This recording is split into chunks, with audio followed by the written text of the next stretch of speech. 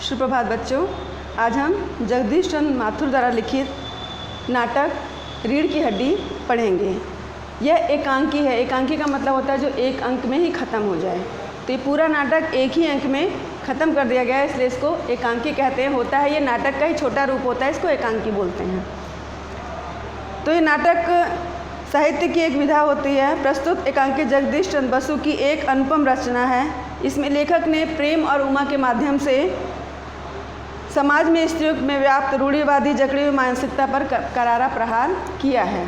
तो इसकी ये पढ़ तो आप खुद भी लेंगे अपनी किताब में, लेकिन मैं इसकी कथा आपको छोटे में पढ़ा रही हूँ कि यहाँ पे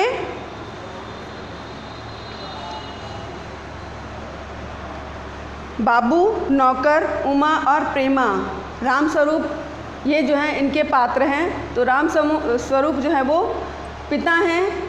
तो पिता और माता को अपनी एक लड़की, इकलौती लड़की की शादी की बहुत चिंता होती है। तो यहाँ पे ये दर्शाया गया है कि अगर कहीं भी समाज में दोहरी मानसिकता का प्रचलन है, यहाँ पे लड़कियों और लड़कों में अलग अलग तरह से देखा जाता है। लड़कियों को हे दृष्टि से देखा जाता है और पुरुषों का ज़्यादा सम्मान दिया जाता है। अब तो खैर बहुत चीज़ें बराबर हो गई हैं, लेकिन जब ये नाटक लिखा गया है उस समय एकदम सही परिस्थिति के अनुसार इसका चित्रण किया गया है।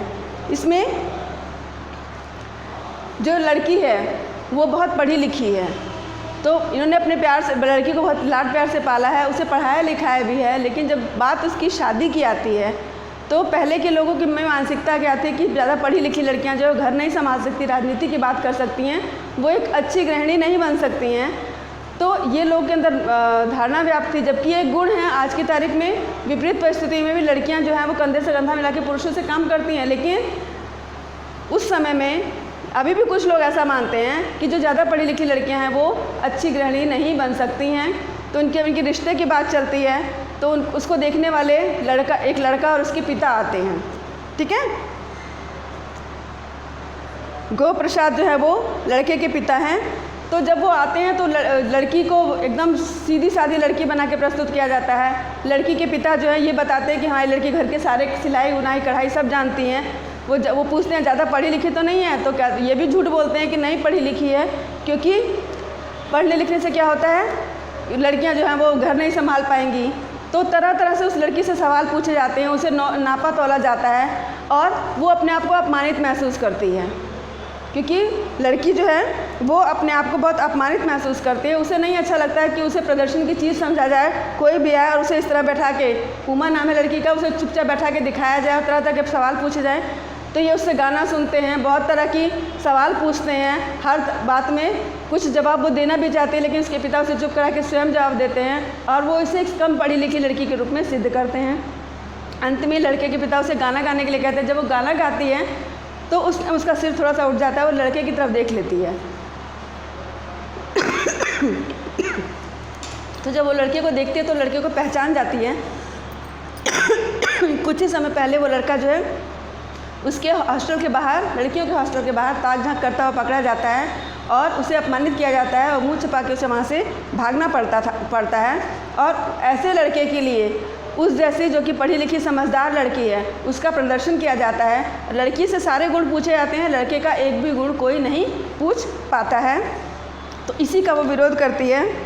जब बार बार उससे प्रश्न किए जाते हैं तो वो कहती है, ये जो महाशय मेरी खरीदार बनकर आए हैं उनसे ज़रा पूछिए कि क्या लड़कियों के दिल नहीं होते, क्या उनको चोट नहीं लगती, क्या बेबस भेड़ बकरी हैं जिन्हें कसाई अच्छी तरह देख परख कर तौल कर लेता है।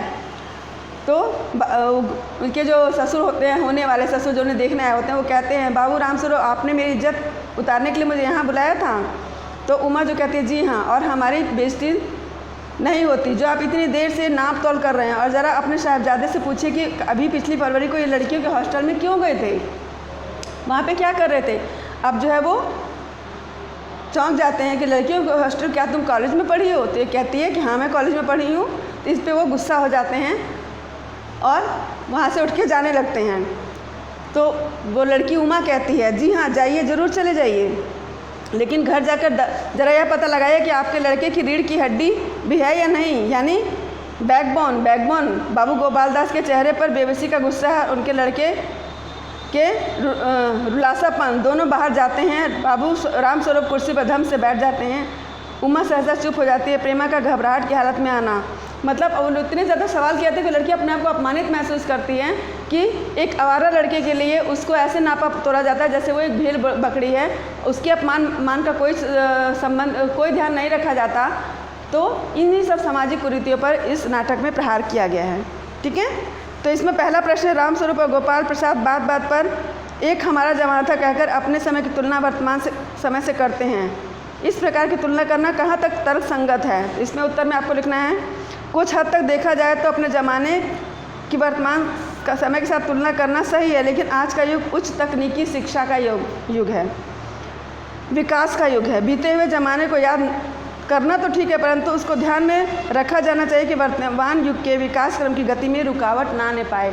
हमें अपने ज़माने को, सबको अपने पुराने दिन याद आते हैं, अच्छे दिन याद आते हैं, लेकिन हम ये नहीं सोच सकते कि जैसे हम रहते थे वैसे ही आगे की युवा पीढ़ी भी रहेगी। हम अगर बैलगाड़ी पे थे तो आगे की भी युवा पीढ़ी अगर बैलगाड़ी पे चढ़ेगी तो काम नहीं चल पाएगा आज के ज़माने में। इसलिए पुराने ज़माने को याद करना चाहिए, लेकिन उसे पे किसी पे थोपने का काम नहीं करना चाहिए।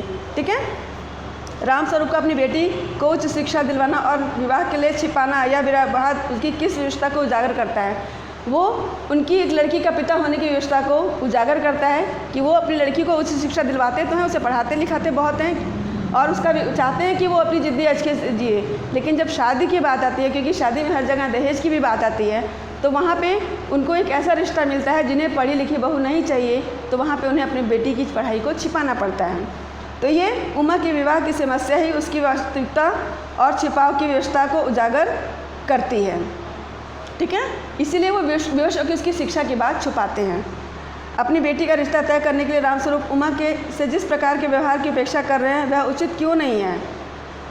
यहाँ पे रामस्वरूप क्या उपेक्षा कर रहे थे? रामस्वरूप अपनी बेटी उमा से जिस प्रकार के व्यवहार की उपेक्षा कर रहे थे, उससे उमा की स्थिति उच्च शिक्षा प्राप्त होने के बावजूद एक लाचार और अबला नारी जैसी हो जाती है। ऐसा करके वह समाज को एक प्रकार से शिक्षित होने के बावजूद वे अनजाने में लाचार व असहाय उस लड़की को बना देने का प्रयास कर रहे हैं। ठीक है, अगला है, गोपाल प्रसाद विवाह को बिजनेस के मानते हैं और रामस्वरूप अपनी बेटी को उच्च शिक्षा छिपाते हैं। क्या आप मानते हैं कि दोनों ही समान रूप से अपराधी हैं?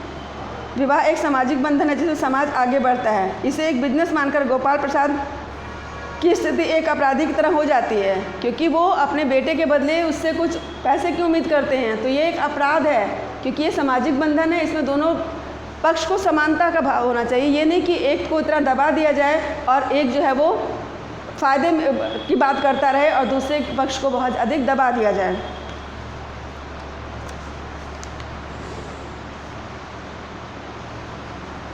यहाँ पे बेटी का बाप क्योंकि वो अच्छे घर में शादी करना चाहता है तो वो शिक्षा की बात छिपाता भी है, तो वो अपराधी नहीं माना जा सकता क्योंकि ये इसकी विवशता है। लेकिन लड़के का पिता जो इस तरह के अहंकार में डूबा हुआ है, तो ये उसका एक उसकी एक आपराधिक प्रवृत्ति की ओर इशारा करता है।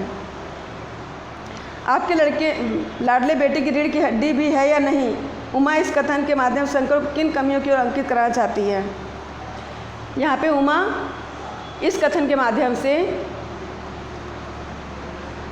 गोपाल प्रसाद और उनके बेटे शंकर की आवारागर्दी व चारित्रिक पतन की ओर इशारा करना चाहती है।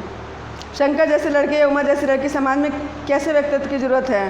तर्कसंगत उत्तर दीजिए। आज के आधुनिक समाज में उमा जैसे व्यक्तित्व वाली लड़की की ज़रूरत है, जो कि शिक्षित हो, चरित्रवान हो और आत्मनिर्भर हो, उसके अंदर आत्मसम्मान हो, ना कि शंकर जैसे आवारा और चरित्रहीन लड़के की ज़रूरत है।